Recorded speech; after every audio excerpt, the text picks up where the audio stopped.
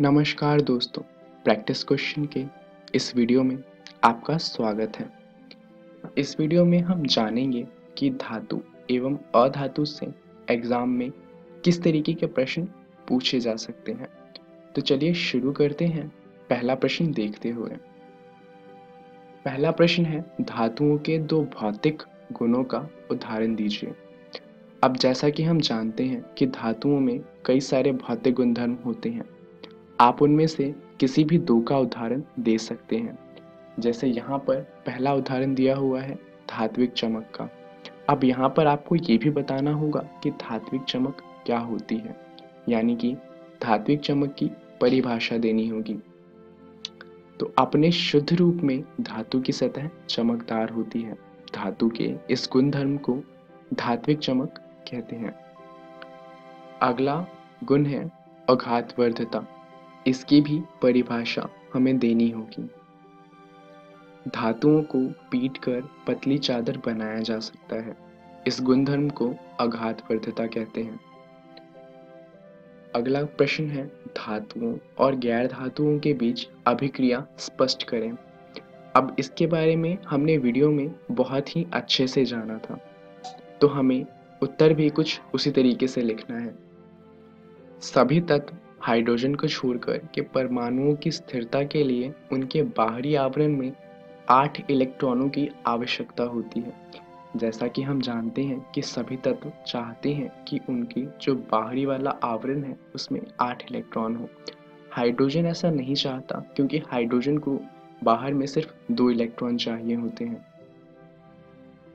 एक धातु और एक गैर धातु के बीच की अभिक्रिया में धातु इलेक्ट्रॉन का दान कर इस स्थिति को प्राप्त करते हैं। ऐसा इसलिए होता है क्योंकि धातुओं के पास या तो बाहरी आवरण में 1 या 2 या 3 इलेक्ट्रॉन होते हैं और उनके लिए इलेक्ट्रॉन का दान करना ज़्यादा आसान होता है, जबकि गैर धातु इलेक्ट्रॉनों को स्वीकार करके ऐसा करते हैं। ऐसा इसलिए क्योंकि गैर धातुओं के बाहरी आवरण में 5, 6 या 7 इलेक्ट्रॉन होते हैं और उनके लिए इलेक्ट्रॉन का दान करना उतना आसान नहीं होता, पर वो इलेक्ट्रॉनों को बड़ी आसानी से स्वीकार कर सकते हैं। जब वे दोनों अभिक्रिया करते हैं तो आयनिक आबंध इलेक्ट्रॉनों के स्थानांतरण द्वारा बनता है, जहाँ पर जो धातु होते हैं वो अधातु को इलेक्ट्रॉन देते हैं। यहाँ पर आप चाहें तो इलेक्ट्रॉन डॉट स्ट्रक्चर जो है उससे दिखा सकते हैं कि ऐसा किस तरीके से होता है। जैसा कि उदाहरण में आप देख सकते हैं, यहाँ सोडियम ने अपना एक एक्स्ट्रा इलेक्ट्रॉन क्लोरीन को दिया है, जिससे सोडियम और क्लोरीन दोनों का ही बाहरी आवरण पूरा हो जाता है। चलिए अगला प्रश्न देखते हैं। अगला प्रश्न है, अम्ल के साथ धातु की अभिक्रिया। तो सबसे पहले तो हम अभिक्रिया लिखेंगे। धातु तनु अम्ल के साथ अभिक्रिया करके लवण और हाइड्रोजन गैस प्रदान करती है। जैसा कि हम जानते हैं, यहाँ पर नाइट्रिक अम्ल के साथ ऐसा नहीं होता, जो कि एक अपवाद है। तो हमें यहाँ पर वो बात भी लिखनी ज़रूरी हो जाती है। जब कोई धातु नाइट्रिक अम्ल के साथ अभिक्रिया करता है तो हाइड्रोजन गैस विकसित नहीं होती। अब जब हमने ये बात लिख दी है तो ये बताना ज़रूरी हो जाता है कि ऐसा क्यों होता है। तो हम ये कह सकते हैं कि ऐसा इसलिए है क्योंकि HNO3 या फिर नाइट्रिक एसिड एक मजबूत ऑक्सीकारक एजेंट है। यह पानी में उत्पन्न होने वाले H2 का ऑक्सीकरण करता है और खुद नाइट्रोजन के किसी भी ऑक्साइड में परिवर्तित हो जाता है। तो होता ये है कि जो HNO3 है वो बहुत मजबूत ऑक्सीकारक है, तो वो हाइड्रोजन गैस को जल में बदल देता है और खुद नाइट्रोजन का ऑक्साइड बना लेता है। चलिए अब अगला प्रश्न देखते हैं। अगला प्रश्न है, सक्रियता श्रेणी में नीचे आने वाले धातुओं का निष्कर्षण कैसे होता है।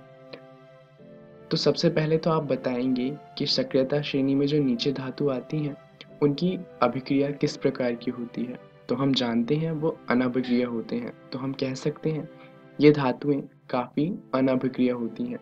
उसके बाद बात आती है कि इनका निष्कर्षण कैसे होता है। तो इन धातुओं के ऑक्साइड को केवल गर्म करने पर ही धातु प्राप्त हो जाता है।